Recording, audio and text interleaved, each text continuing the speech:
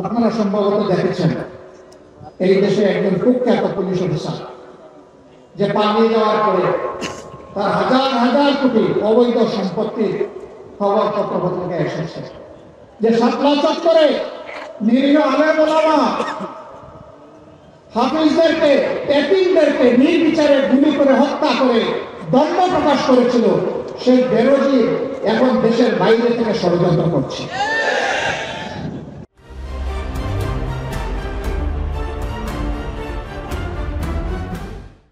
আমরা পুলিশের ভাইদেরকে অনুরোধ করব, ওই ষড়যন্ত্রকারীর ফাঁদে পা দেবেন না। আপনারা আপনাদের রাষ্ট্রীয় দায়িত্ব যথাযথভাবে পালন করুন। ও যেন আপনাদেরকে ঝুঁকিতে ফেলতে না পারে, সতর্ক থাকুন এবং ওর প্রতি ঘৃণা প্রকাশ করুন। অবশ্যই অপকর্মের বিচার চাই। আমাদের কথা স্পষ্ট, সবগুলা খুনের বিচার হতে হবে। বিশেষ করে 24-এর গণহত্যার বিচার অবশ্যই হতে হবে। আগে বিচার, তারপরে অন্য কাজ।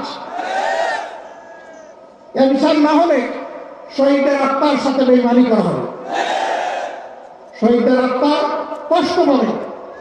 যারা ভোট চিতিয়ে দেশবাসীকে আজকে কথা বলা, সম্মানের সাথে মর্যাদার সাথে চলাফেরা করা পরিবেশ এনে দিয়েছে, আমরা তাদের সাথে বেইমানি করতে পারবো না। আমাদের সন্তানদের আওয়াজ ছিল উই ওয়ান্ট জাস্টিস। আমরা বৈষম্য চাই না, আমরা ন্যায় বিচার পূর্ণ একটা সাম্যের সমাজ চাই।